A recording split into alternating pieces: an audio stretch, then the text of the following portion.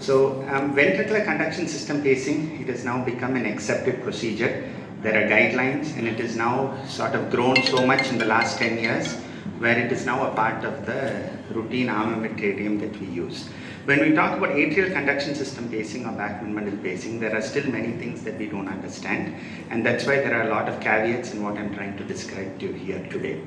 There was a lot of interest in Bachman bundle pacing almost 25 years ago, and the purpose of that was more in terms of suppression of atrial fibrillation, and that is why it was tried in the late 1990s. Then there was the onset of a lot of AF ablation technologies. The studies were not very, they didn't all support the routine use of Bachman bundle pacing, and it died down for a long time. In the last 2 years, it's really taken off, and it's probably had to do more with the tools and our understanding of conduction system pacing more than anything else. So when you talk about preferential conduction within the atrium, they showed you in this morning in terms of the dissection. The sinus node or the sinus node apparatus, generally preferential conduction is superiorly through the Bachman's bundle. There are other pathways where conduction occurs, but generally preferential conduction is more through the Bachman. This is more for anatomical reasons other than anything else. And the misnomer here is calling this as the Bachman bundle. The bundle that we refer to is actually epicardial. And the epicardial, today morning Namboodirisa showed you a thick band on the roof of both of these atria. This is the bundle.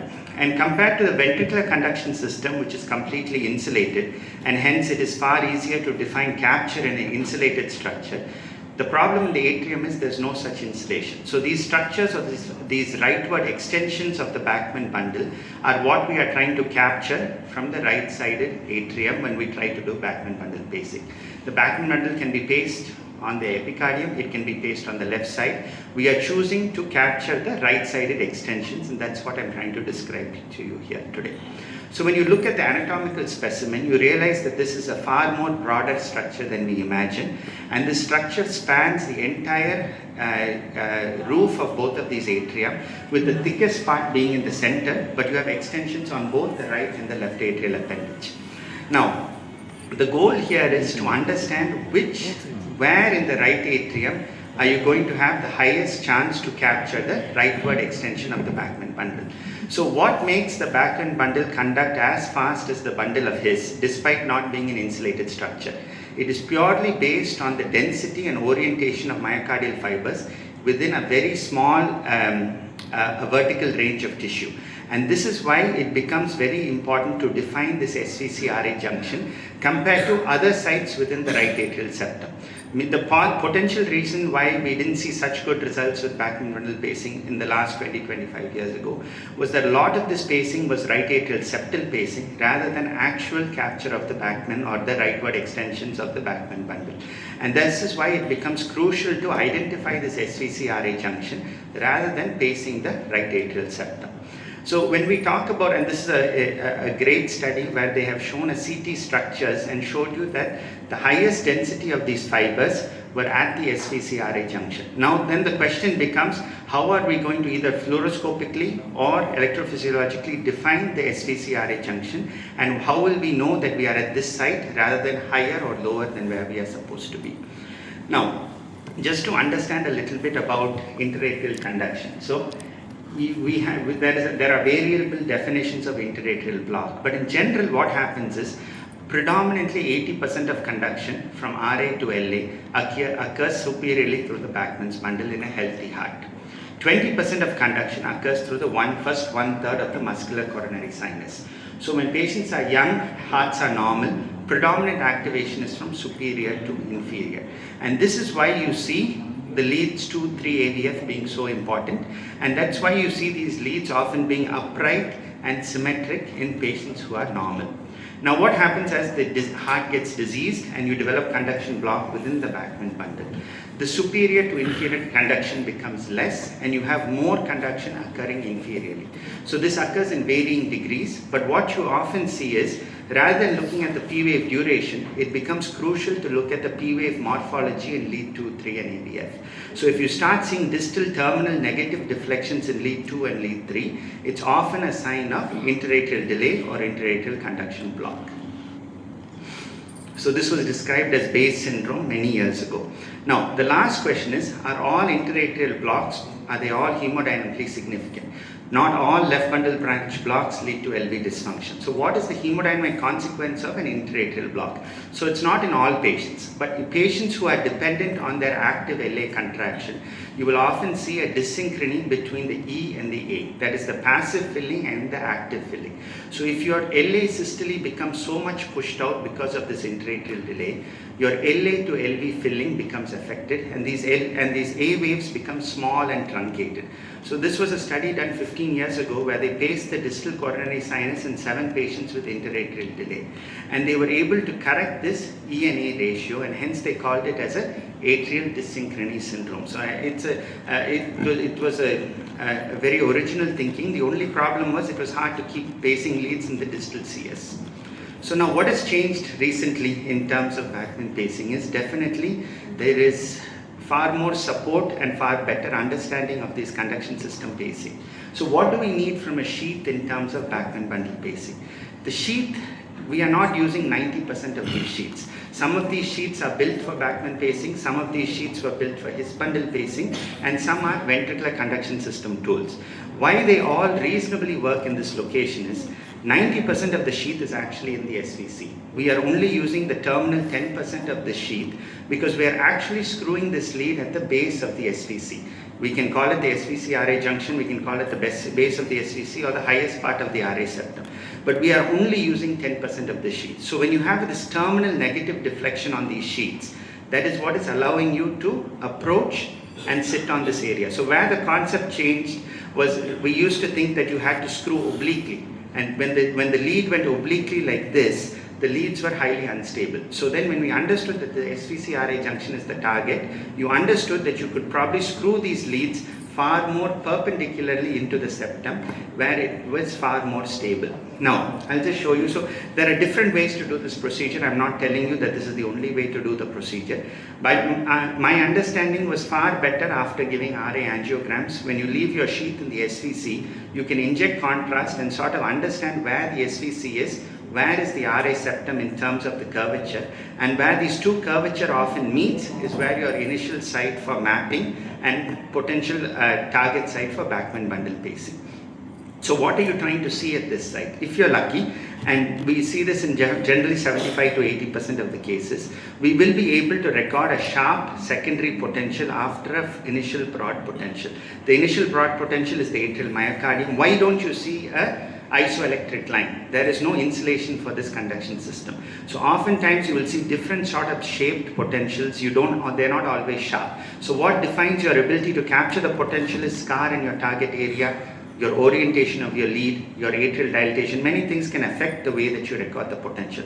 The one caveat is the timing with the surface P wave is crucial, because if your Bachman should be recorded at least within the first 1/3 or 1/2 of your surface P wave.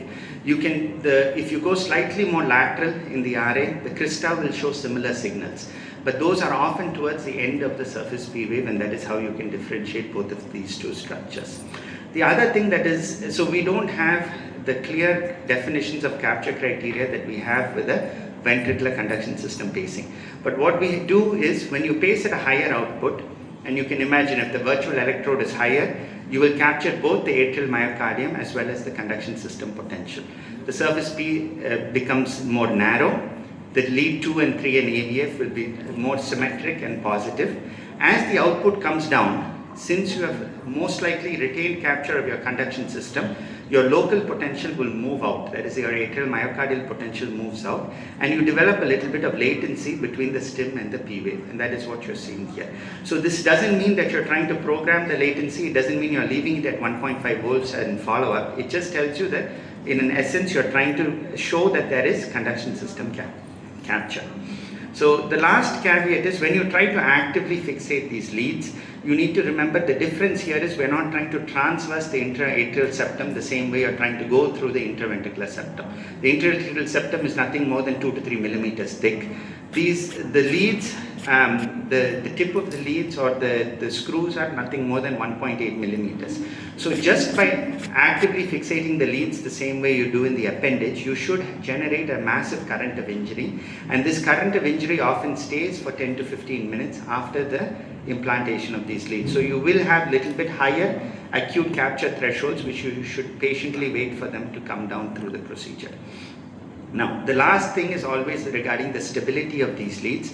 We are not used to screwing in atrial leads so high. So how do we know that the lead is stable in this position? We're not able to see an appendage sort of movement. So what do you do is you can actually use the sheath to sort of confirm the stability, push the sheath into the septum, pull the sheath back while holding onto the lead.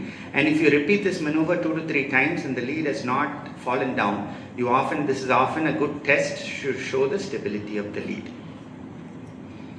And I'll just a few points on so there are 2 ways these leads will conform in the right atrium. When you remove the sheath, either the leads can form an alpha loop configuration where both of these leads are sitting on both sides of the septum, or they can form a U or a J loop configuration. In a bipolar mode, when both the anode and cathode are against the septum, generally our pacing and sensing will be slightly superior. Both are stable, but in terms of their sensing and pacing, a J will probably be slightly superior. I'll just skip this. I'll just show you a few clinical aspects. Maybe I'll just take another 2 minutes. So where is this concept of using a higher pacing rate for patients with heart failure with preserved ejection fraction? It has to do with the pressure volume loop. When the heart rate is slower, diastasis is more, LV volume is higher. So in someone with HFpEF, this results in a very high LV filling pressure. So if you make the heart rate slightly faster, volume will come down, but there will be a considerably reduction in the LV pressure. And that is why this MyPace trial, which is probably a landmark trial, showed you for the first time that a slightly higher pacing rate was beneficial in patients with HFpEF, which is probably not true in the patients with a reduced ejection fraction. This is our own data looking at patients with a similar set of patients where it's non-obstructive HCM, but a similar physiology to patients with HFpEF, where patients were randomized to either Bachman pacing on or off for 4 weeks. And the control were patients with an appendage. And this is an important slide. 2 patients with interatrial block. So when you pace from the appendage, you're actually inducing more dysynchrony. And that is why oftentimes your surface P waves are more. When you pace from the Bachman, you're able to correct the P wave duration, but look at what has happened to the atrial filling pattern. You've been able to actively change the EA relationship. The A waves are larger, and the diastolic filling period is far better. And that is why we were able to probably show a significant improvement in the NT-proBNP, the diastolic filling, and even the diuretic requirement in these patients. The last sort of indication is when we revisit this concept of AF suppression using contemporary methods, what are we able to show? So these are 6 sinus patients with at least 1 prior episode of AF, and using a matched analysis, because it's very hard to do this in a randomized fashion, we were able to show that using these sort of contemporary pacing methods, when you compare AF suppression or AF recurrence in this cohort with appendage versus Bachman, it was nearly 31 versus 12%. But even with the difference was even more when you looked at patients with a baseline interatrial block.